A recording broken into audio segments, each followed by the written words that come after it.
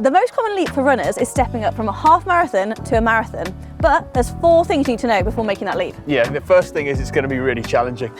Secondly, it's going to be a lot more time on feet. And thirdly, your training, nutrition, strength and conditioning, and your race preparation are going to be more important than ever.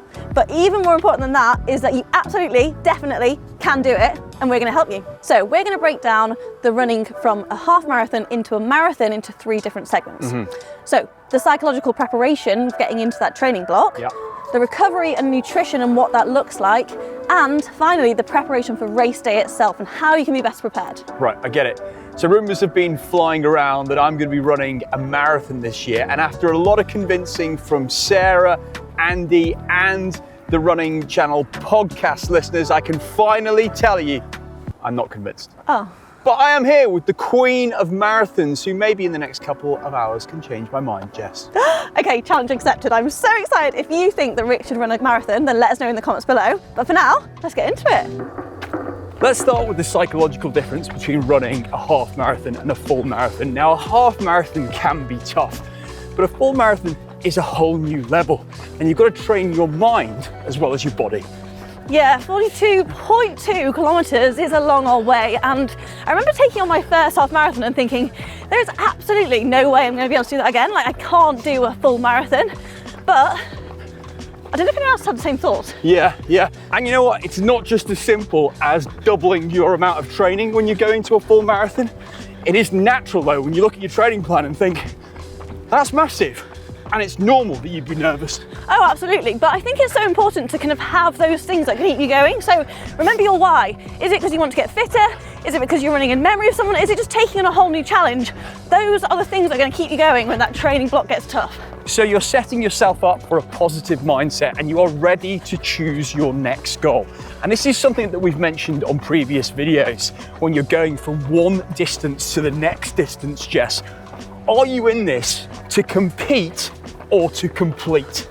Yeah, so if you're in it to compete, then you might want to look at what kind of goal time you want to aim for. And you can do this, there's lots of online calculators, so put in your recent 10K or half marathon distance, for example, and that will estimate your full marathon time. But important to note that the longer the distance you put in, the more accurate result you're going to get. Apps like Runner will do this for you, and they'll also take into consideration how many days a week you're getting out running and whether you want to include your speed sessions when they work out that prediction.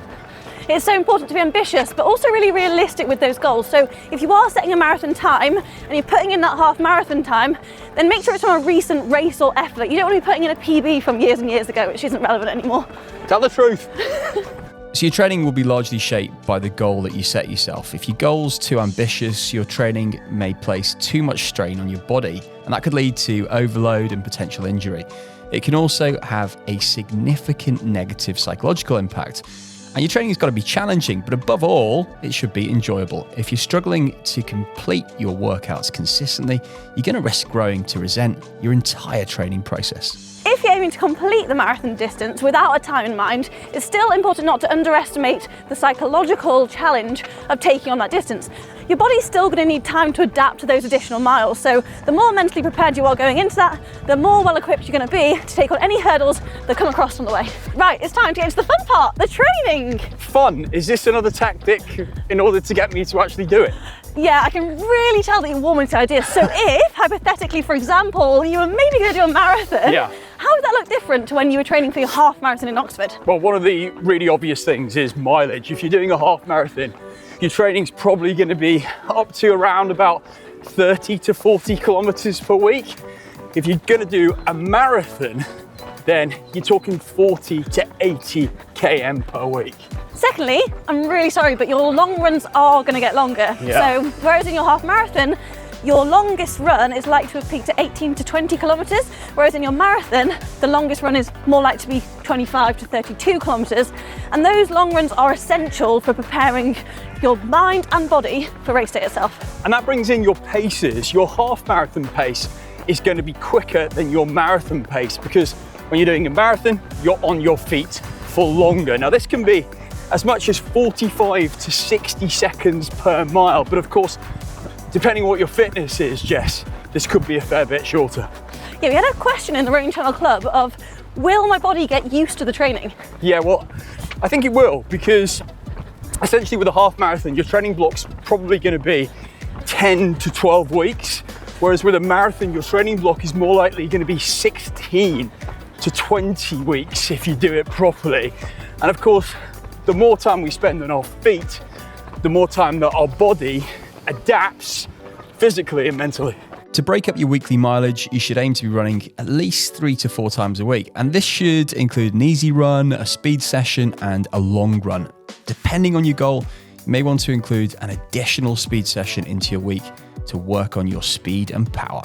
If you've got any questions about taking on your first marathon, then check out the Running Channel Club. It's a super supportive space where you can ask any questions, share personal stories, or get any tips and advice, and absolutely everyone's welcome. Completely. Now, taking all this into consideration, make sure you focus on your recovery and your nutrition, as your body needs to be ready for the stress of marathon training. And that is what we're going to be talking about next. Your body's like an engine. The more it's worked, the more fuel it needs to perform at its best. So nutrition and fueling will play a key part in your marathon journey. The two most important factors are making sure you're consuming enough carbohydrates to fuel your long runs and enough protein to help your body recover and get stronger. Carbs are going to be your primary source of energy. So stuff like pasta, oats, fruit and vegetables, potatoes, but also some posh stuff like quinoa, Jess. This type of stuff is going to be what you need to fuel your way through your training block. And then proteins such as eggs, fish, lean meats, dairy products, stuff like that, is what's going to help you recover after those really hard sessions or those long runs. But what would be your long run go-to meal, Rick? Right, so I'm going to mix two of them in together. Spag bol. It's also my favourite meal. Honestly, you've got everything there, haven't you? So getting into fueling during a run, a lot of those longer runs are now going to be ticking over the hour mark because they're going to be a bit longer. So it's really important to now focus on your fueling during a run. Now this is instant carbs such as sweets, you could be jelly babies, gels, bars, whatever you fancy. There's lots out there, but the general rule is to do about 30 to 60 grams per hour, or a little bit more if you can feel like you can take it. But a lot of that is in the preparation, so training with that fuel is going to be really important to make sure that you're comfortable on race day.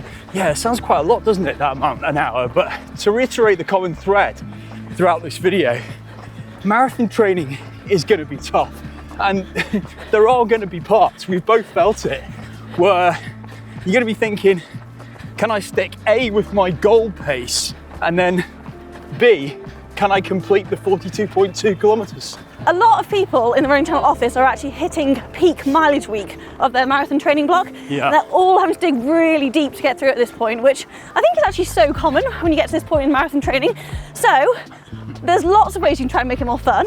Go on. Hear me out. A weekend, it's going to take up a lot of your weekend, so incorporating it with your social life. You get people to join your run, you go for a big brunch after, things like that. Okay, you persuaded me, You can even get in your hot tub for recovery. Well, there is a reason why I bought it. Yeah, exactly. It's all about that recovery.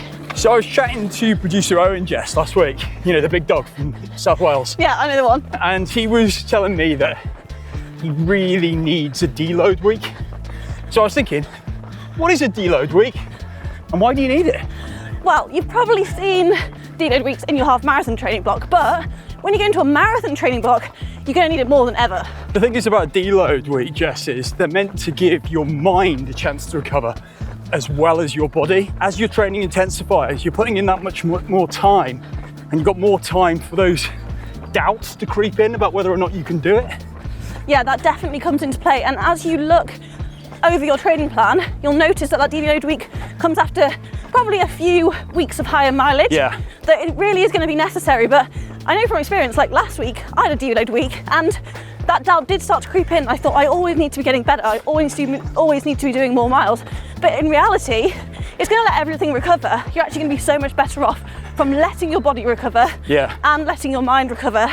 And I promise you, you'll come back to the next mileage week where you're back on it with a fresh mindset. Without losing your fitness. Fresh legs. Yeah. You'll be better than ever. But next, we're going to go through our personal top tips. So let's just sit down and have a little bit of a cup of tea and chew that through. You are running 42 marathons in 1 year. So if anyone is on top of this, it's you. What do you think you're learning about yourself so far? Good question. I think you're warming to the idea of a marathon, Rick. I would actually say, if you're going to take on your marathon for the first time, and just enjoy the experience. I think there's lots to prepare. Be realistic in your expectations. Remember, it's going to be tough. It's a long way to go. But manage that beforehand, and maybe don't aim for a time on your first marathon, or if you're coming back from injury or whatever it is, go into it with a positive mindset, and maybe, you know, take a friend. You can have a little chat on it, or have things to look forward to, like a nice race outfit. If you're looking good, you're going to feel good. I mean, you're doing it for an amazing cause in memory of your brother. I feel like when I did my first marathon, I was kind of done with that anyway. I was like, right, I just want to knock the one off. Oh, right, one. And then I compromised my mechanics. And now I do have a certain amount of fear of, right, I'm strong, I'm fit, I've done my half marathons, but can my knee cope with that amount of training? Yeah, to be honest, I feel like lots of people will be in that boat as well. And it's a scary thing, isn't it? Was that something you were scared of for your half marathon as well? At the start, but not really as much, because I knew I'd done the strength and condition work to get myself up to that stage. But the other thing is about going from a half to a whole is the amount of time on your feet. That you are putting your mechanics through a new level of strain that they probably have not been to that point before, and I need to be comfortable with that. You do need to get signed off by someone to say you're not going to injure anything from doing this. Yeah. But it's an exciting time. If you do get that go ahead and you want to go for it, there's lots to look forward to. I reckon you have put in the strength training and you'll be all over this. I'm very excited for you. Well, I hope so. And I feel, you know, dare I say, I'm beginning to get a little bit excited about the potential. I think you're tempted. I think you're tempted. But I'm still not there yet. Anyway, I did hear this great phrase about how to deal with the marathon as a whole. Run the first 10 miles with your head, the second 10 miles with your training, and the last 10 kilometers, 6 miles, with your heart. Oh, is that pretty good? Oh, that's pretty romantic, actually. Yeah, I like the thought of that. Also, if you are tempted and you want to check out a time when I ran with 2 of our community members, it was a lovely run in Seville. Go and check out this video here.